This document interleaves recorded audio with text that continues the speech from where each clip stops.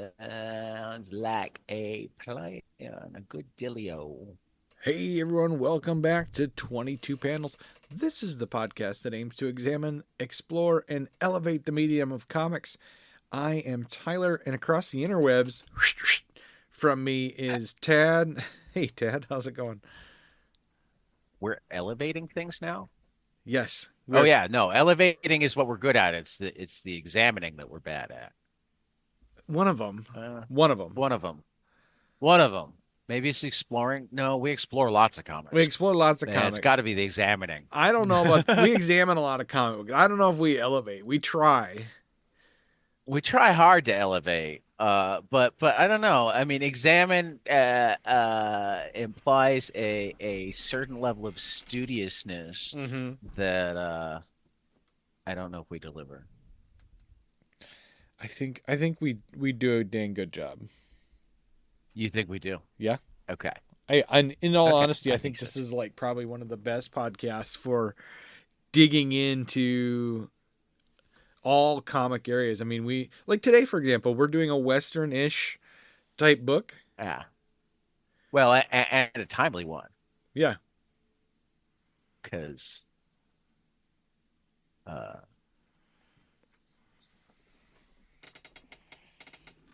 I'm sorry. I was trying to open up my digital version of it, and it's being a punk and not doing it the way that I normally do. Funny. But yeah. No, I was just trying to be funny and not doing a very good job at it because, I'm a full-on dad. I'm even a granddad. Mm-hmm. So like all my jokes are dad jokes now. I hear you. I got to pull up the comic myself. Yeah. Yeah. All of my jokes are dad jokes, and I love telling my students dad jokes. They just groan and roll their eyes. Yeah. So how about before we make all of the listeners go away with more bad dad jokes, Sure. we talk about the news of the week. Yeah. Um, the Marvel dropped a pretty cool trailer for the just released Miracle Man Silver Age by Neil Gaiman and Mark Buckingham. Um, and Sam Thielen had a good write up on it in the New York Times. Okay, I'll have to check So those they out. got some love. I've been reading it for the most part as it comes out, but I'm a little behind. I need to go back and finish it. Um, but it's been good. Awesome. Um, Who's it coming out? I'm kind of behind the times. it's Marvel. It's Mar. It's Marvel. No, Yeah. the trailer. Who's that by? Like is Oh, the Marvel put it out. I mean, it's a comic trailer. yeah. It's not a movie. Oh, okay. I am completely lost then. I thought you were talking Yeah, about a it's a movie comic trailer. trailer. Okay, got it. No, comic trailer. I'm like that'd be a Um, sweet movie. No wonder I haven't heard about it.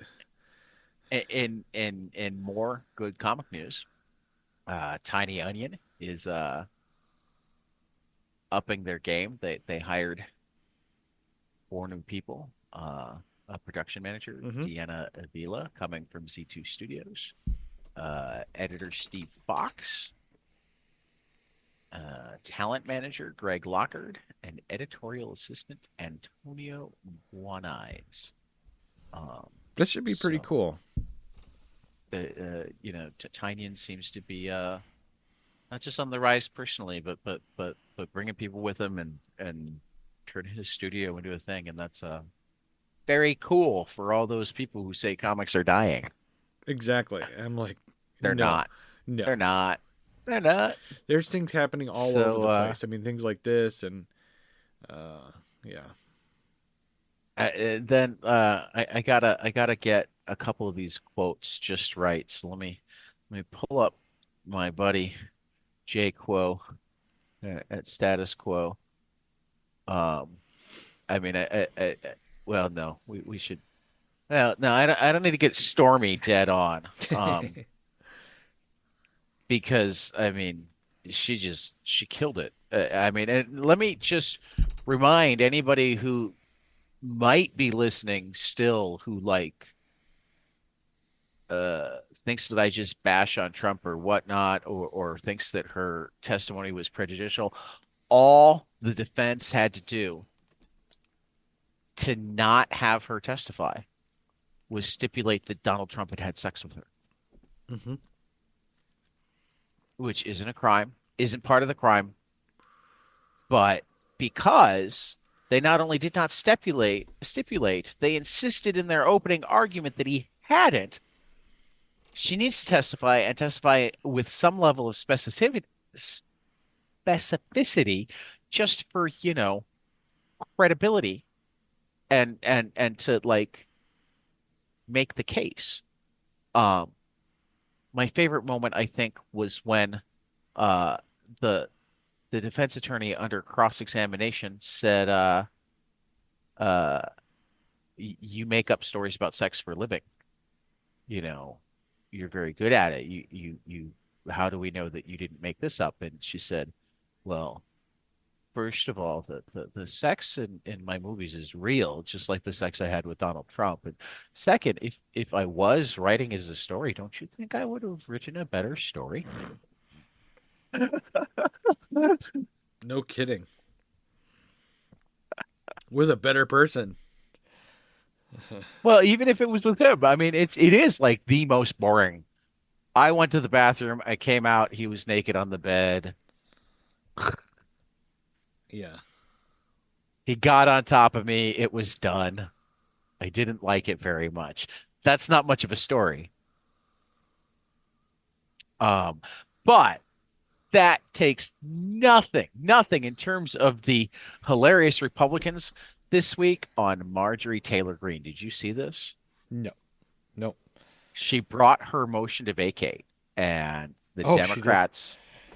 the Democrats joined most of the Republicans in squashing it, so it never even made a floor vote because it didn't make it through. Um, Afterwards, while she was um, talking to reporters, a number of her Republican colleagues decided that they wanted to talk to reporters too. That's My hilarious. two favorite my two favorite comments from her Republican colleagues came from this one's like a really surprising source. Okay. Dusty Johnson, Okay. Republican, Mhm. South South Dakota. Dakota. Yep. Absolutely in a safe seat. Uh huh. I've been to South Dakota. He's not losing. Called Green's move a tantrum and said most of us, by the time we turn 12 years old, figure out that tantrums don't actually work. And apparently, not everybody in Congress has got the memo. That's impressive because of the source, but the winner in terms of just impressive quote is Mike Lawler, Republican New York, who is in a like hotly contested swing district election, said Moscow Marjorie has clearly gone off the deep end. Maybe the result of a space laser. Oh yeah, she was talking about those Jewish space lasers out in Hollywood. That's right. That's right. And now she's very worried about anti-Semitism. As long as the bill that they want to pass for anti-Semitism does not include saying that Jews killed Jesus is anti-Semitic, because she still wants to be able to She wants to say say that the that. Jews killed Jesus, Not the but she's Romans. very worried about anti-Semitism. See, this drives me nuts. I mean, the crucifixion was very clearly a Roman form of execution, not a Jewish. Well, I mean, yes, and there is truth to the fact that Jews were involved, because the Jews ran the local government under overall Roman rule. True.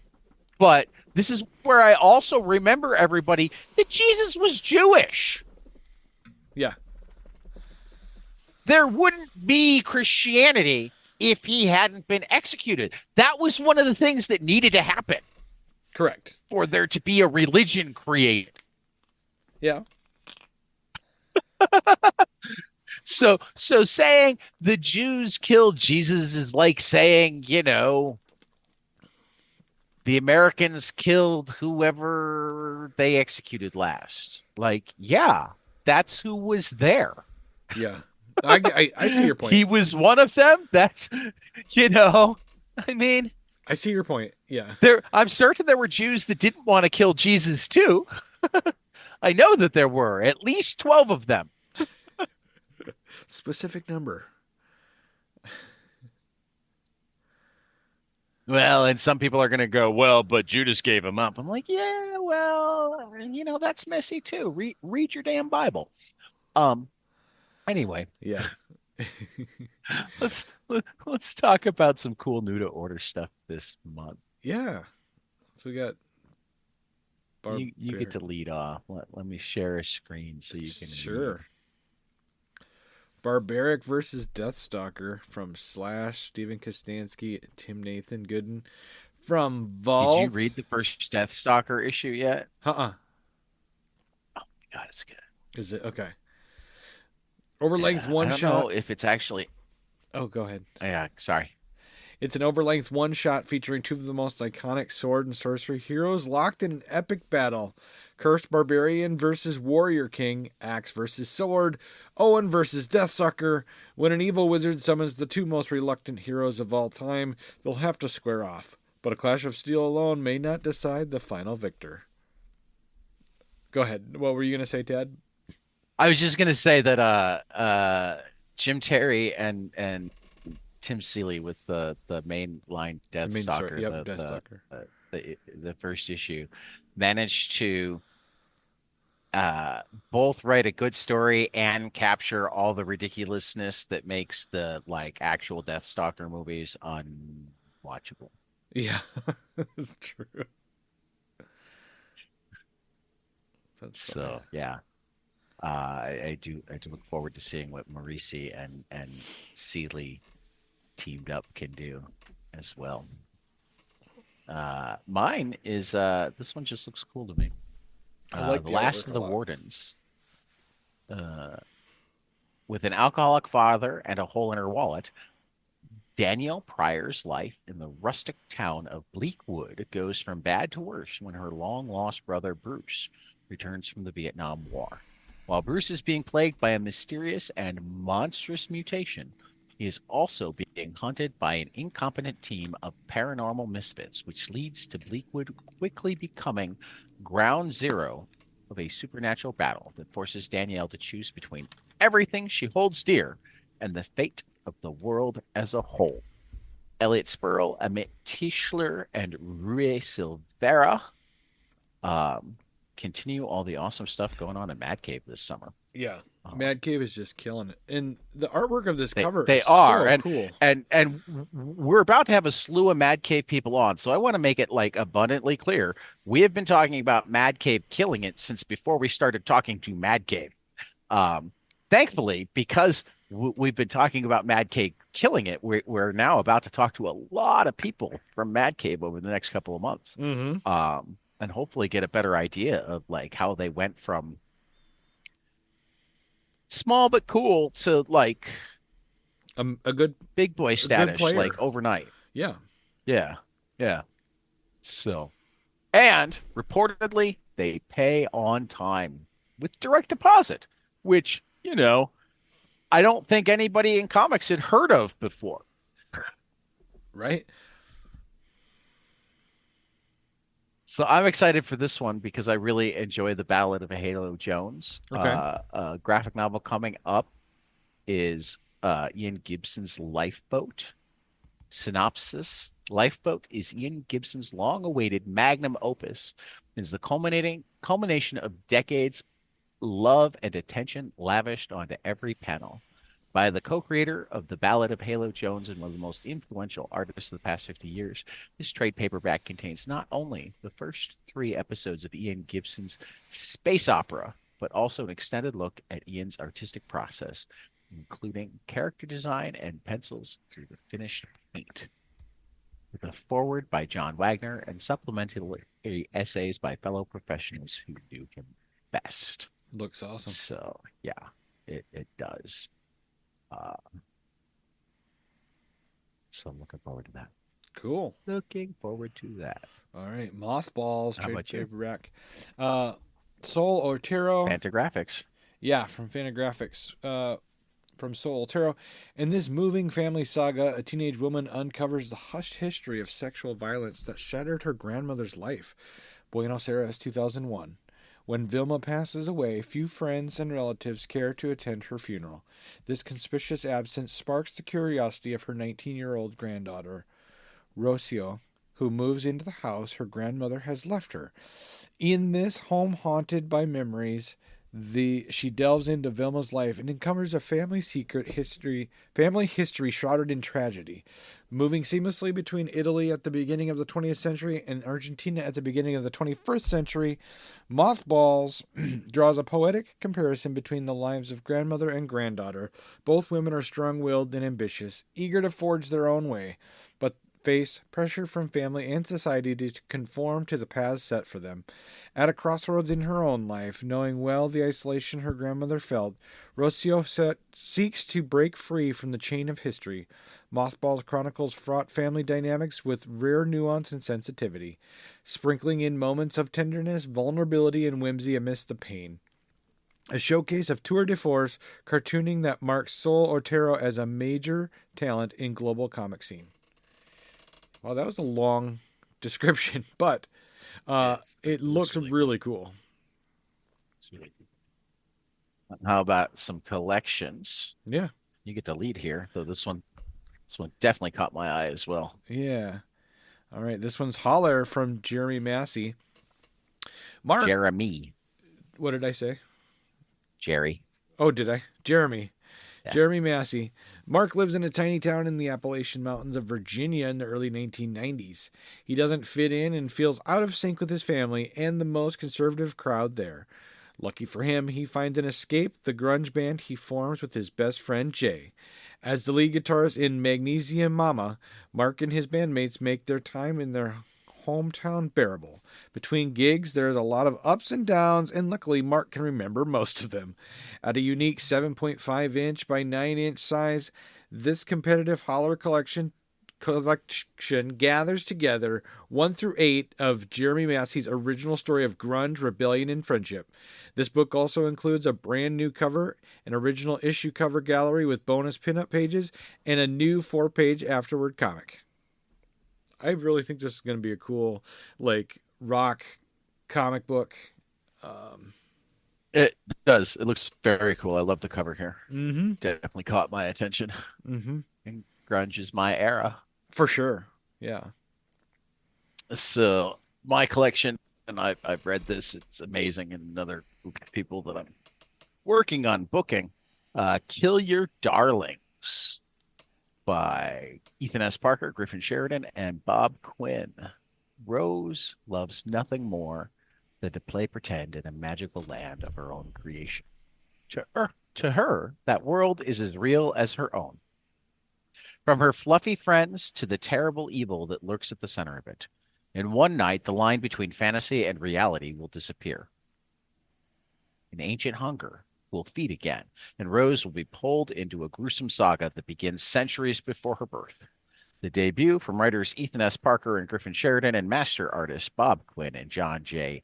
Hill doing the covers are proud to present a fantastic nightmare years in the making. It collects Kill Your Darlings 1 through 8, which I adored. I thought it was great. So, yeah. Some final order cutoff. We got Anansi Boys #1 from Neil Gaiman, Mark Bernardine, Sean Martinborough. I'm just reading rereading that book again, Anansi Boys. Yeah, it's such a good book. Yeah, such a good book. Galaxy of Madness #1 from Magdalene Visaggio, Michael Avon Oming from Mad Cave, and we've got Mike coming up. Lawful #1 from Greg Pak and Diego Galindo from Boom. Plastic Death and Dolls #1 from Doug Wagner and Daniel Hilliard. I talked to Doug about that recently. Sounds so good. It's the prequel. Mm-hmm. You're gonna dig it, Tyler. The cover looks great. When I was looking at it, it does. It does. Previews. Resident Alien Book of Life #1 from Peter Hogan, Steve Parkhouse from Dark Horse. Rifters #1 from Brian Posehn, Joe Troman, and Chris Johnson at Image. Another one we've got coming up, Kelly Thompson is penning Scarlet in the G.I. Joe universe at Image with artist Andre Brisson. Self-Help #1 from Owen King, which is another one of Stephen's sons, Jesse Kellerman and Mariana Ignazi from Image. Those are all our final order cutoff. Still crowdfunding. We have the 2024 insert name Comics and Zine Fest. Ryan Carey, Emily Mayer, Kickstarter through May 31st. I know I'll be there. Hopefully, we'll get Tyler to come out this year. Free for All from Patrick Horvath. What? Oh, nothing. Go ahead. Free for All from Patrick Horvath is funding on Zoop through May 31st. He just wrapped up his Beneath the Trees Where Nobody Sees, which I think we're going to talk about in a second. And Junior Daddy issues number 2 through 5 from James III, Timmy Gethers, Jess Havoc, Paris Allain, Noel Kelly, Jamal Eagle, Juan Castro, William Demerit from Rule 3 on Kickstarter through June 9th. Issue 1 with art by Marcus Kwame Anderson is available as an add-on. Awesome. So, speaking of Beneath the Trees Where Nobody Sees, Tyler, what were your 3 amazing books? Well, and man, am I glad that you put this up on top, because I hated leaving it off my list. This was the conclusion. Really, really crossing my finger that it would make yours.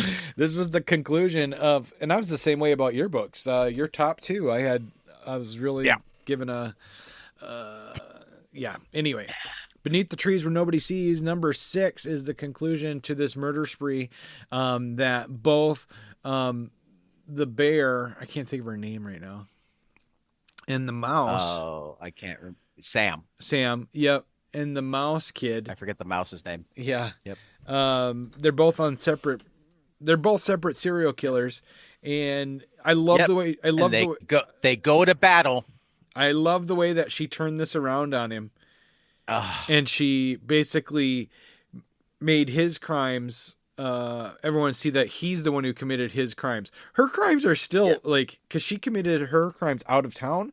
So I was thinking about this. No, she's. I mean, spoilers here. Spoilers. But yeah, no, she managed to reclaim her life in beautiful, gory fashion. How do you go back to a normal life after being accused of being a serial killer, though? I mean, I know she is one. I mean, how do you be a serial killer? I know. Once you've already become the serial killer, can we really ask any more questions?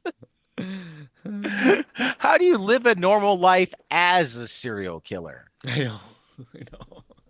But she does. She goes back to her normal life. In some ways, might it be easier after you've been accused and cleared? True. Do you think people stop looking at you? I would always feel that people are staring at me if they came that close to seeing the truth.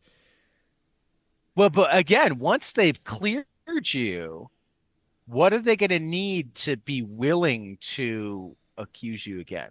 A lot. And run the risk of looking really stupid if they accuse you twice and are wrong twice. Yeah. Even if they were right twice. What I find interesting is, like, yes, she was guilty of being a serial killer, but not for the crimes that she was being accused of. Well, I mean, except for the paint jars that he dug up and brought back. Yep, you're right.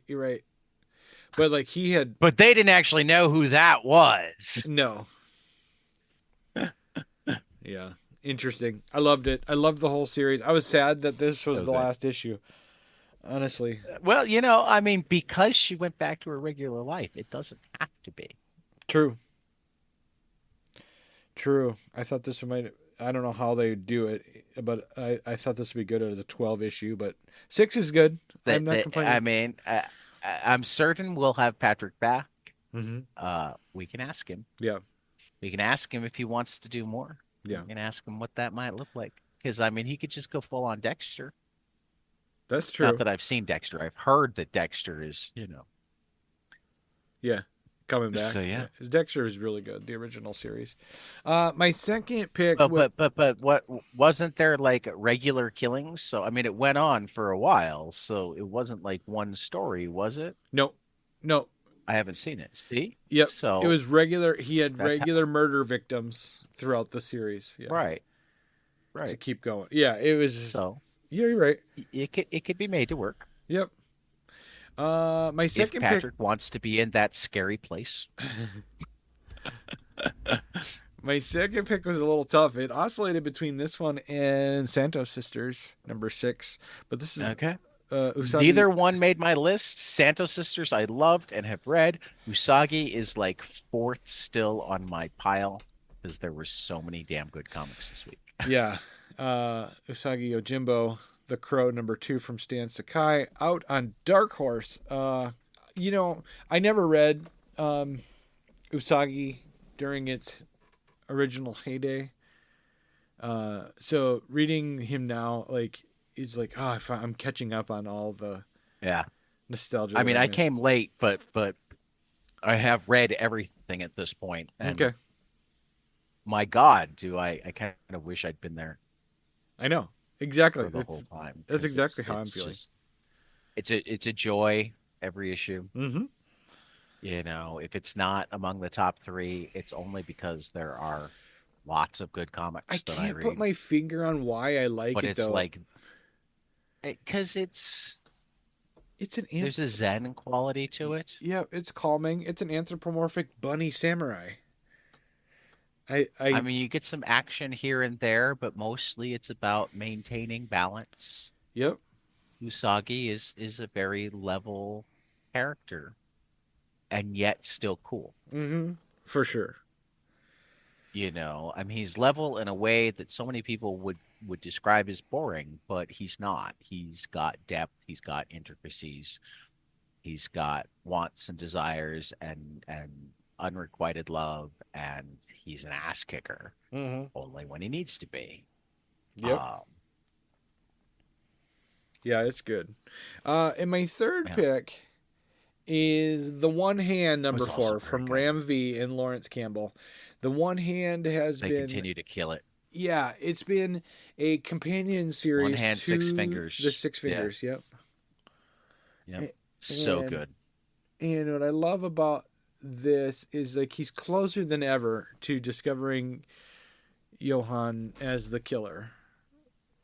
And Well, I think there's three issues left between the two of them okay, cool. because we've got Six Fingers number four coming up, Yep. and then there are 5 issues apiece. Okay.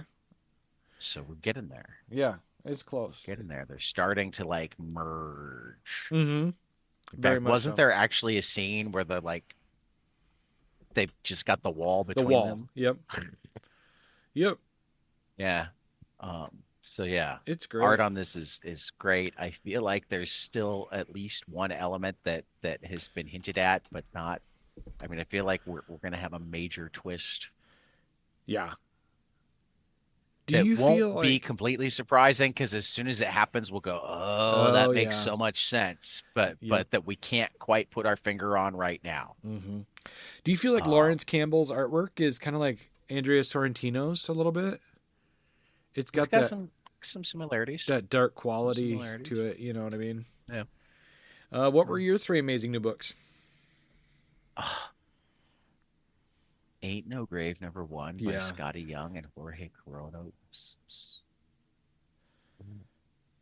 I mean, I have loved all of the stuff they've done together. Mm-hmm. Uh, and this, at least through one issue, and obviously storytelling is hard to tell from just one issue. Certainly, we've had big first issues that fade off, but I mean, as great as Corona's art is in both Middle West and um, the Miyu, is it the Miyu Love in the Dark? Mm-hmm. Um, I feel like he's taken it to another level. The layers of Scotty Young's storytelling, writing here is just like, yeah, no, I loved this issue. Um, as I loved Mugshots number one from Mm-hmm. Jordan Thomas and Chris Matthews at Mad Cave.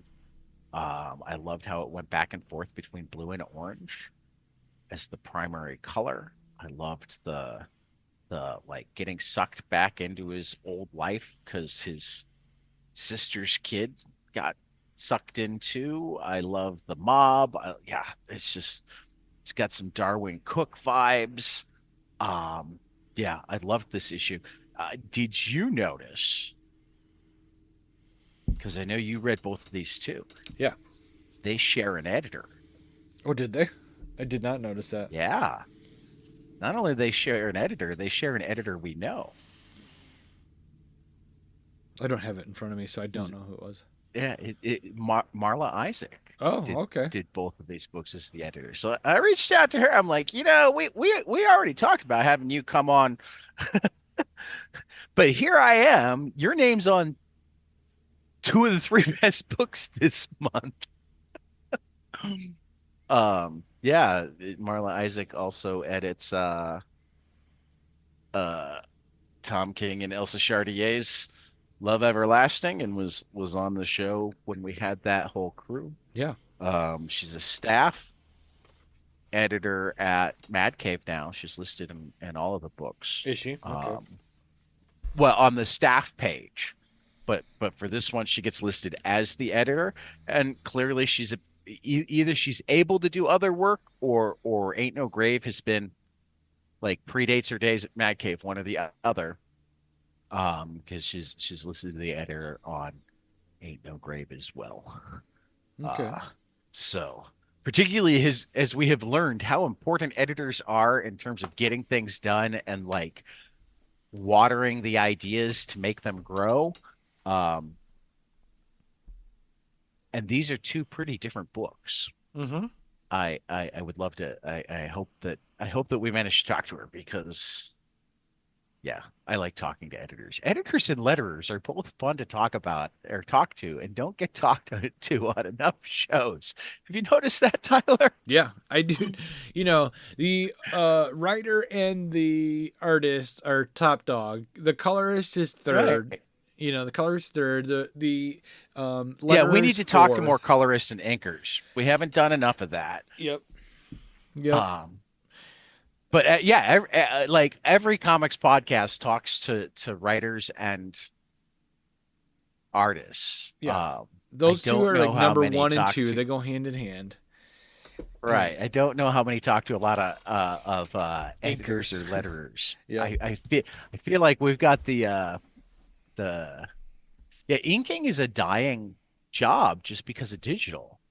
Correct. Yep. It's not as hard to ink your own work now. Uh, not as time consuming.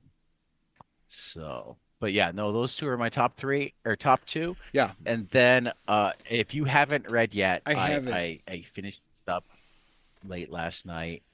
Kyle Stark's new graphic novel with colors from Chris Schweizer, Karate Prom. That sounds hilarious. Why it goes from it's it's like a three arc thing. It's you know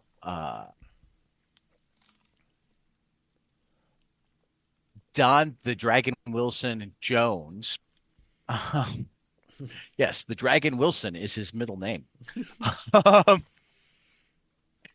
is a young uh, karate uh, I guess not champion yet, but like high Student. level Student. competitive Yeah. karate guy. Yeah. Um, so it opens with a scene where he's already worried about the title match with like the guy that was his best friend when he was kids, but then they went their separate ways when like the other guy got popular, etc. So when he goes into the semifinal match, he like barely even sees who it is before falling in love with her as she knocks him out. That's awesome. That's hilarious. And then they go to prom, but hijinks ensue of the fighting variety. Not enough of the kissing variety, at least for as far as our young antagonists are concerned. Right. And then the after prom party has more fighting, and then graduation brings some major showdowns, and then it wraps up with Animal House level, like 2 sentence where are they now things for everybody. Yeah, uh, Kyle continues to just kill it, and Schweizer does great colors. So I thoroughly enjoyed that book. Yeah, I'm gonna have Um, to check it out. Um, which is why I haven't even gotten to Batman, Birds of Prey, Boy Wonder, Daredevil, or Usagi.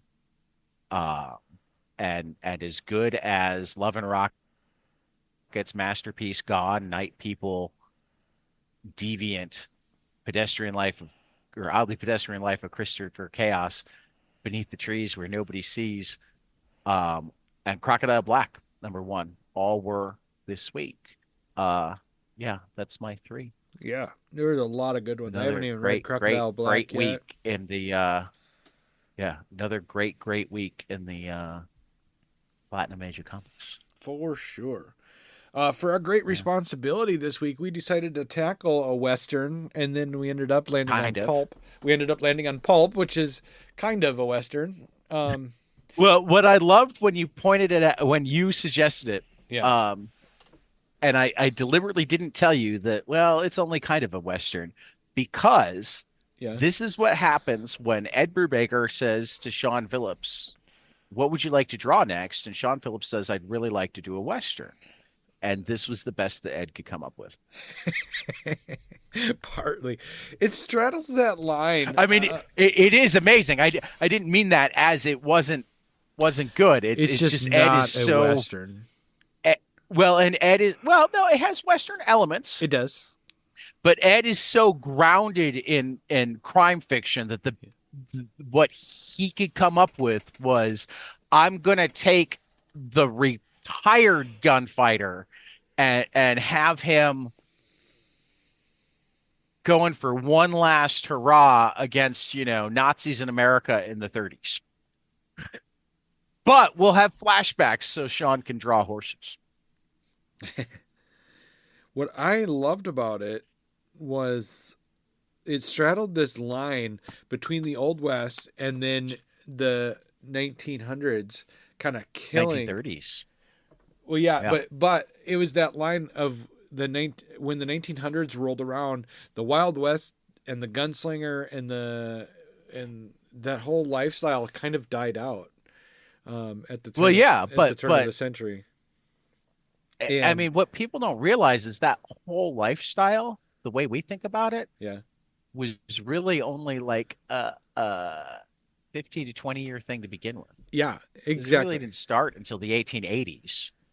That's true. And you're right. By 1900, it was pretty much dead.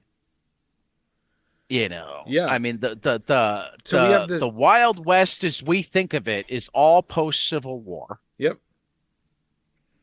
for the most part, post Railroad, but before real Western expansion. Yeah. So it's a very, very small Small period of window. time that we've built all of this mythology around. Yeah, and this guy lived in his life straddled that line. So he's lived in both Hmm. worlds of the outlaw and then now the Well, and spent some time as a farmer in Mexico, having managed to leave the outlaw life. yeah.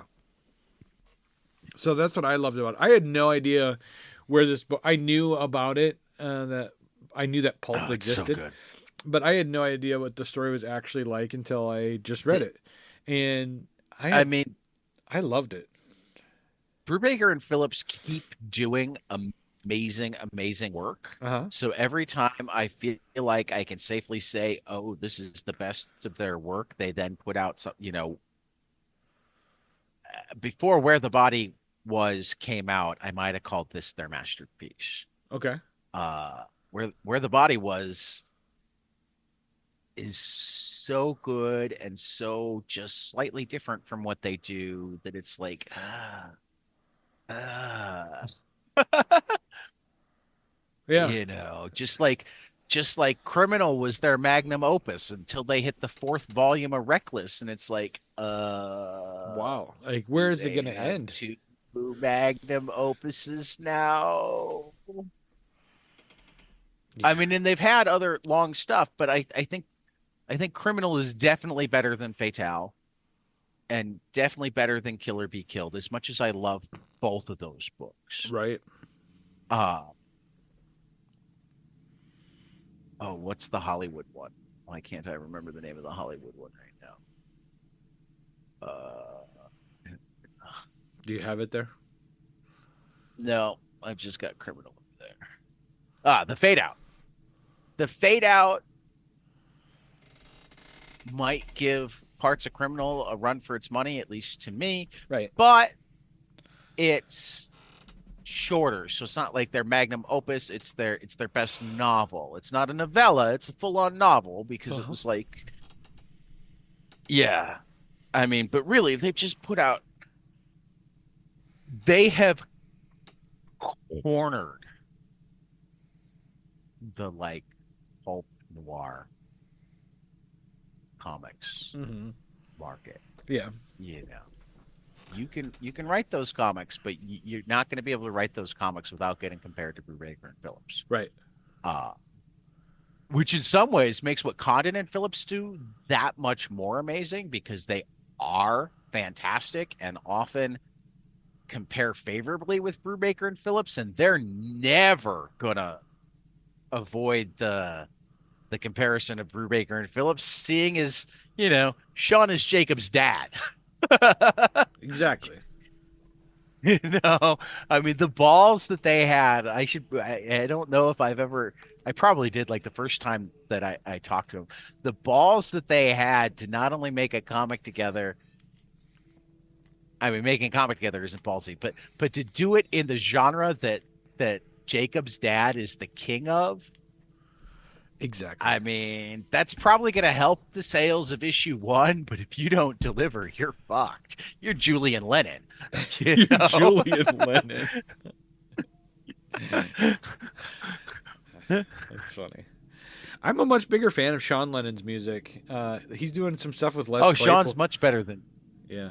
yeah. I like Sean Lennon, but I mean, I think Julian probably would have had a more successful. Well, let me rephrase. Julian never would have sold as many albums, but likely would have had a longer career Uh huh. if his last name wasn't Lennon. Okay. Because that first album did amazing because his last name was Lennon, but it Yep. also got compared to that other Lennon and was found wanting. Rather than being just a solid pop rock album, it was you're not as good as your dad, which no shit. Some people it's just not fair who their parents are. Agreed. Agreed. You know what I mean? I mean, and it's probably why Joe Hill doesn't go by Joe King. That's probably right. I can't believe. I don't know if you follow Van Halen, but like with Eddie Van Halen gone and Wolfgang, his son, trying to fill in the hole there. He's a bass player for one, and Right. secondly, Yeah. he's just not his dad. You know what I mean? Yeah. I mean, sometimes that happens. Sometimes they're even better. Um, but they almost have to be, or they're never gonna shine the same way. Yeah. Um, which is a huge digression from Pulp. Yeah. We should get Pulp back to Pulp. actually, Yeah. yeah, Pulp came out what? I didn't look.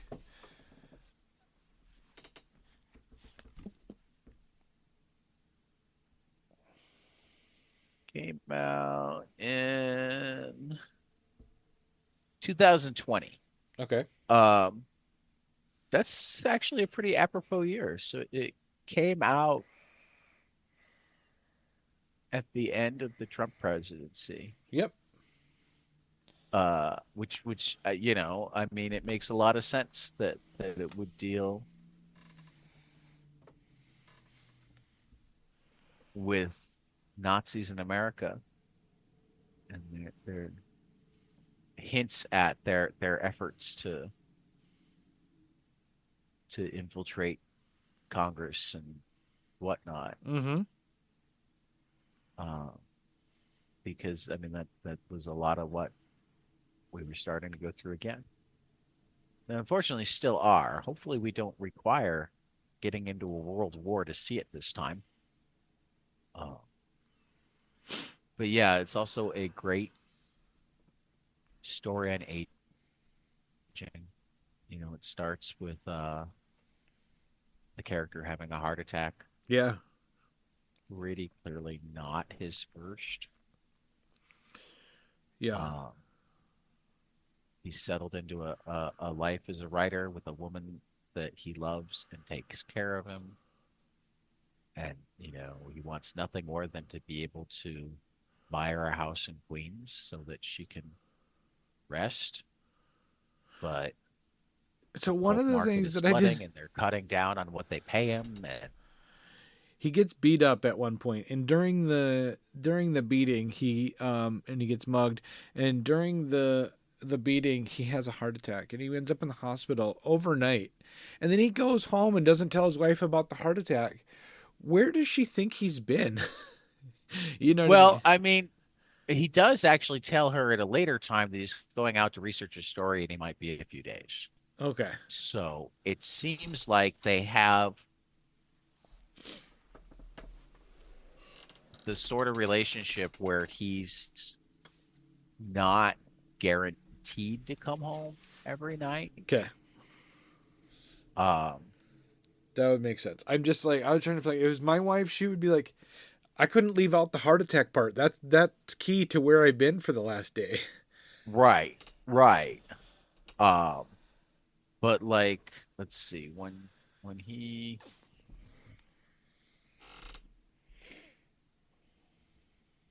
that night, I tell Rosa I'll be doing some research for the next few days for a new story. Sure. Then I lie awake most of the night listening to her snoring.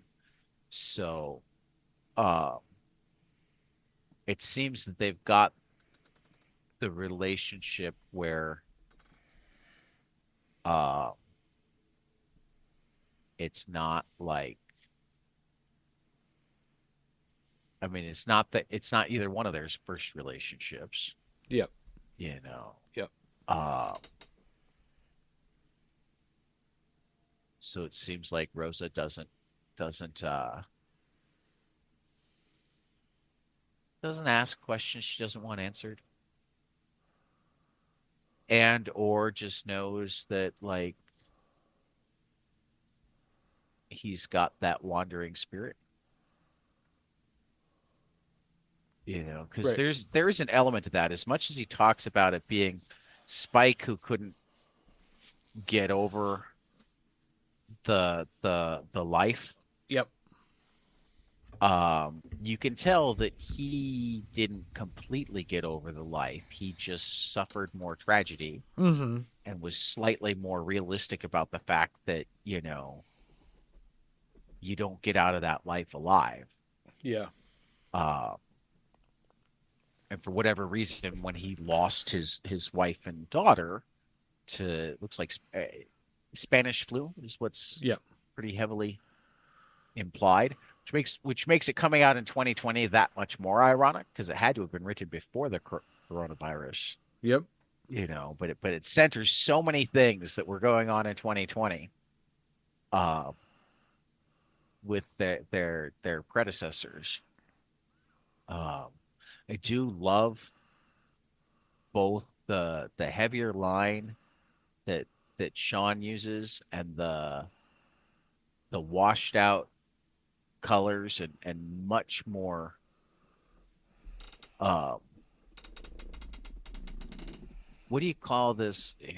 Like a Or I am sure sepia what do tone. you well, not just the sepia tone, but like you've got the oranges and the black. Like, see, when he's doing I do love it. modern stuff, the Yep. the the skies tend to be more one tone, Yep. right? Yep.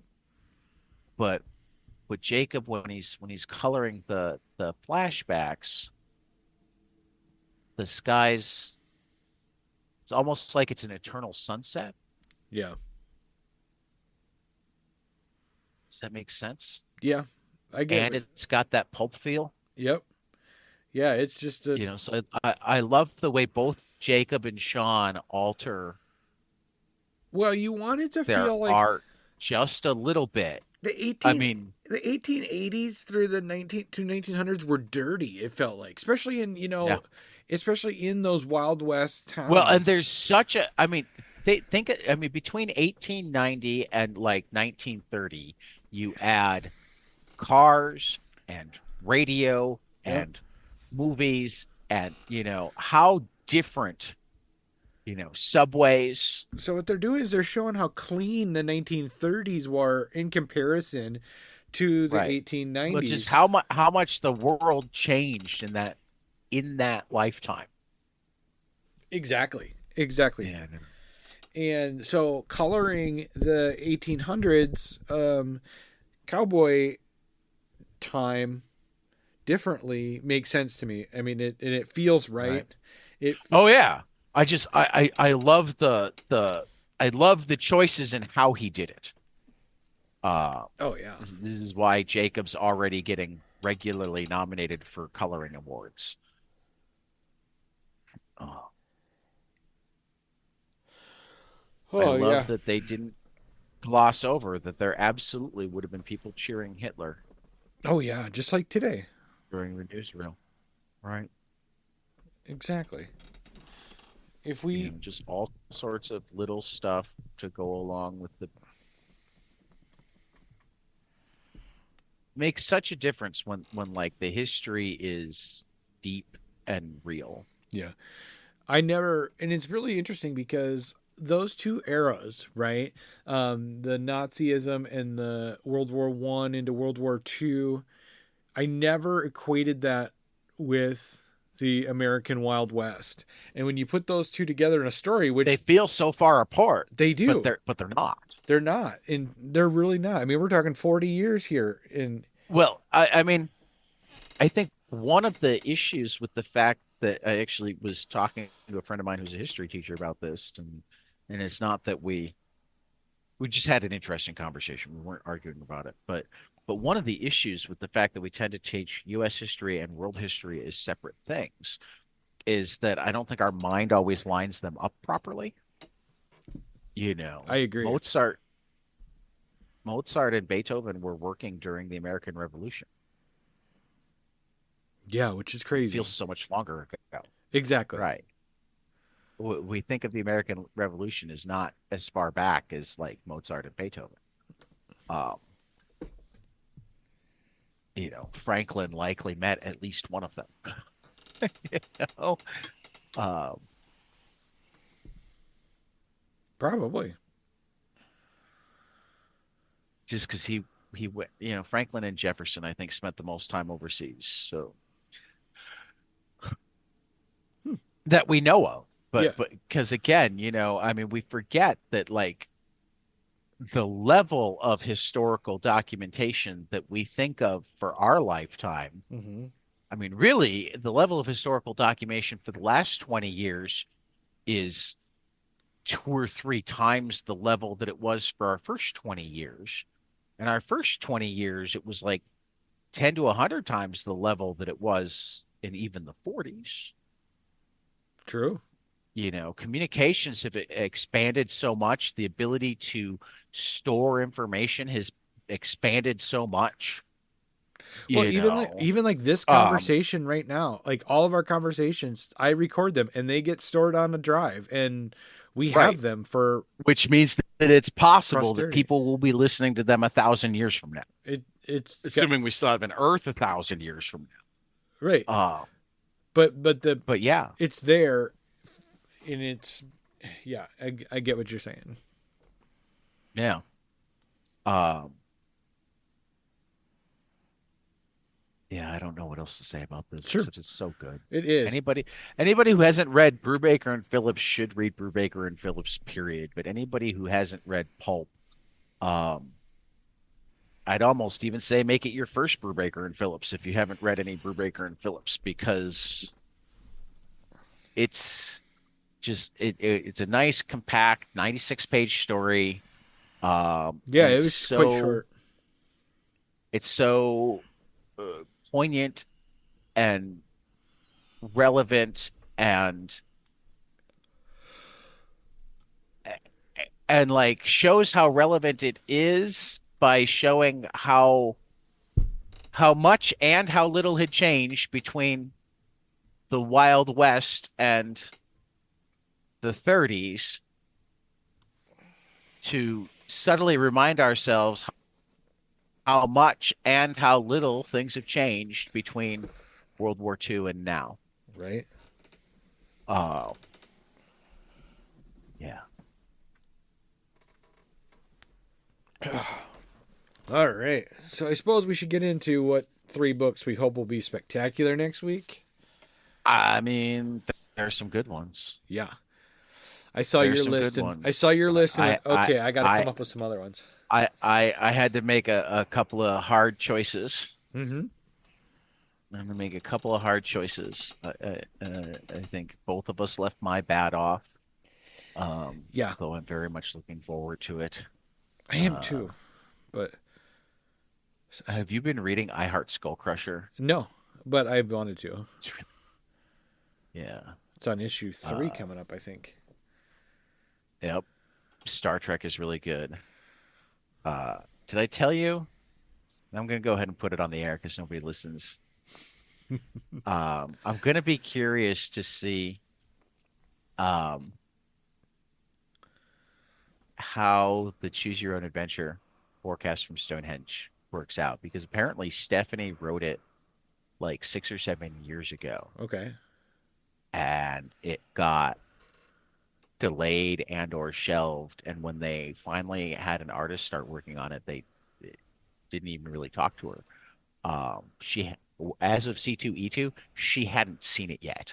Oh, So I'm curious as to, I mean, that could go either way, depending on the editor, depending on the artist, depending on, for but sure. I'm kind of curious as to how this winds up Right. looking. Um, so I am gonna put out a book that I know is spectacular that doesn't have its official release for 2.5 more weeks, but if you order from Fantagraphics, they're shipping now.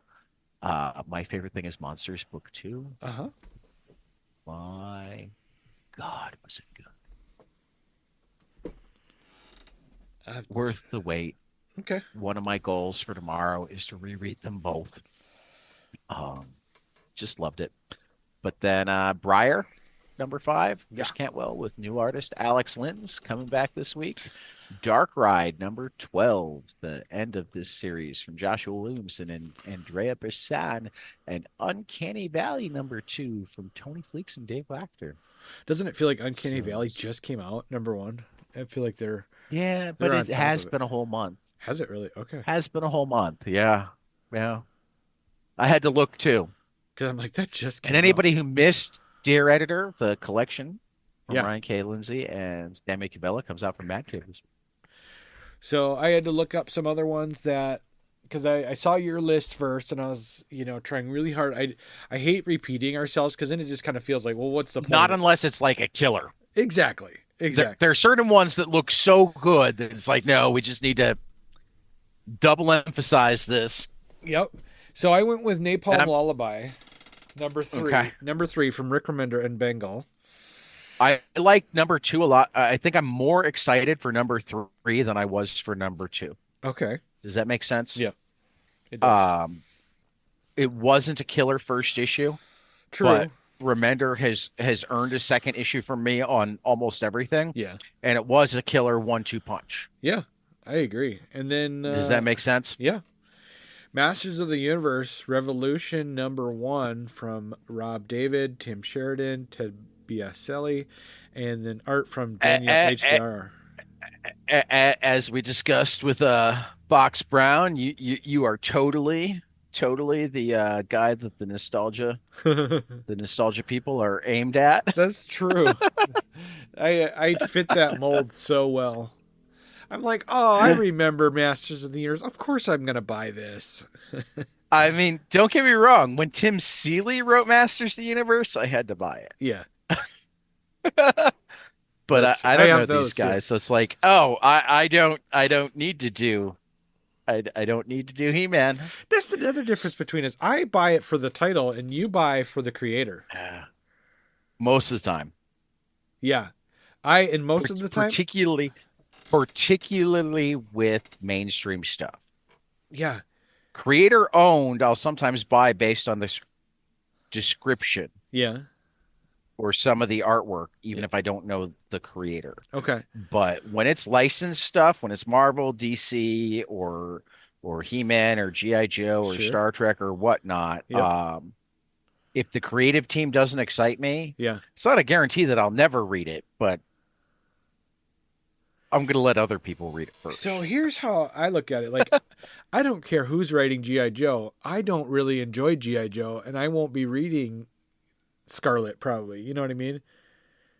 Yeah, and I've had enough times where I mean, this is where I use Archie versus Predator. I Okay. don't enjoy Archie. I don't enjoy Predator.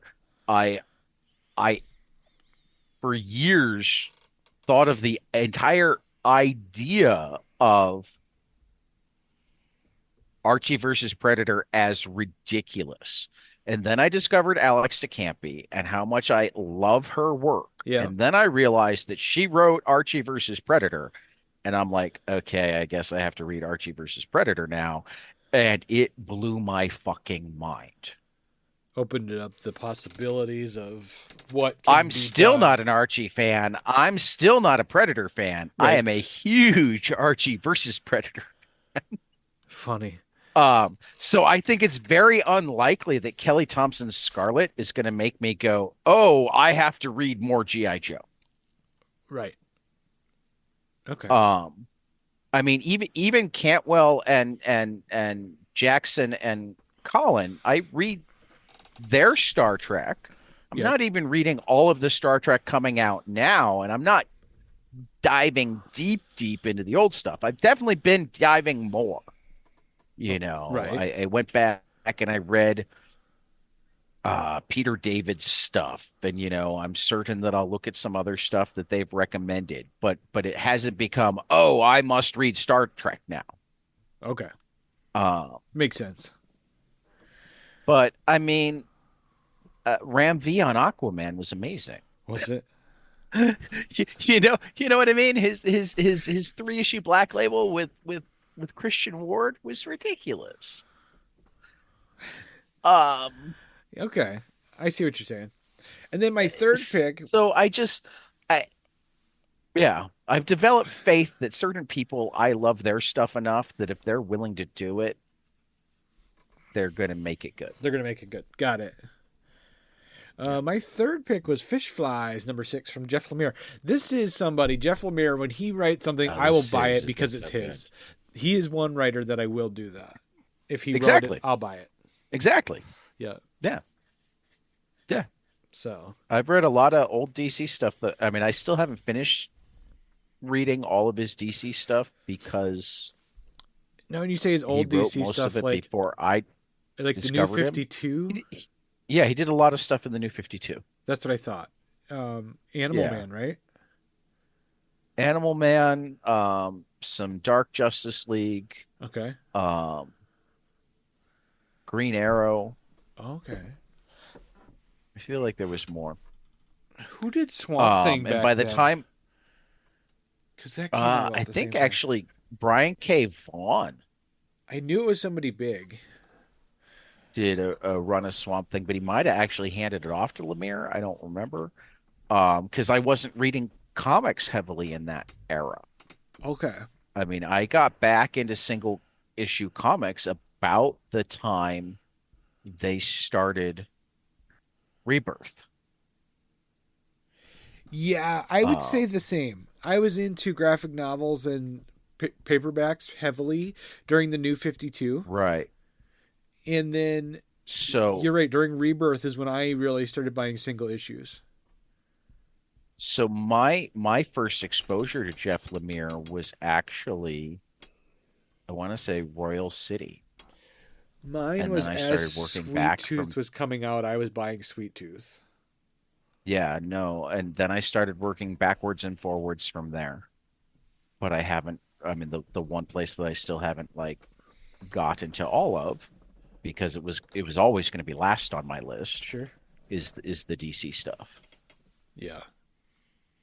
But like when he went back to DC to do what the was it the Furious Five with Uh-huh. Keith Giffen? I Uh-huh. absolutely read that Uh-huh. because again, Jeff Lemire is somebody I'll read no matter what he does. I have three tiers of of writers and how they move in terms of just the writer, Uh-huh. right? Um, there's a set that I'll read pretty much anything they do. Uh-huh. There's another set that I'll read pretty much anything non-superhero they do. Yeah. Uh, That's true. I got some of those. and the occasional superhero if I'm hearing good things about it, or if I like the artist or whatever, right? Right. Um, and then there's the set that if the story sounds cool and or they're with an artist that I love, I'm definitely jumping on, but they're hit and miss enough that it's nowhere near automatic in any way. They're a more nuanced decision. Got it. Makes sense. And then probably a third of the comics I read are, oh, this looks cool, let me check it out. And Yeah. and it's not any strong feelings about the creators at all yet. Um, yeah. That's about the same. I mean, not completely the same as the way I No, we look for we we comics, but I mean, you've started drifting more towards my love for indies and whatnot, but you have a stronger connection to universes than I do, and a yeah, stronger connection to artists than I normally do, both of which make sense in terms of the different ways that we look at stuff. yeah. For me, the universe building kind of stuff, that feels like comforting. It just feels like Yeah. everything's being put in their right spot. Like when I read a new Oh, Amazing I get it. Spider-Man, I just I feel like, oh, here's more for that I tapestry. love long stories, you know. Uh-huh. I wish that there were more stories that weren't part of the big universes that actually made it to 30, 50, 100 issues. That would be nice. I love those. Yeah. Uh, I certainly love ones that make it past 12, you Yeah. know, Yep. and I like 12 more than five most of the time. Don't get me wrong, there's some great 4 and 5 issue novellas. Yeah. I mean, really, that's what it is. If it's one issue or less, it's a short story. Uh-huh. If it's 4 to 8, it's a novella. If it's 8 or more, it's a novel. And if it's 20 or more, it's a series. Huh. Okay. Does that make sense? Yeah. Um, Interesting. yeah. I suppose we should probably But we're wrap. just we're just babbling like way inside baseball now. I So know. we should I'm like, we should probably wrap it up. I looked over and I'm like, oh, we're I still am gonna recording. I am gonna do what I keep forgetting to do. First of all, if you like us and you want us to read more comics, you can support us on Patreon. We can be found at 22 Panels Podcast on Blue Sky, and I think that's what we are on Instagram. Uh-huh. We're still on Twitter, but I don't really do anything there. I did do something for my favorite thing is Monsters 2 this week.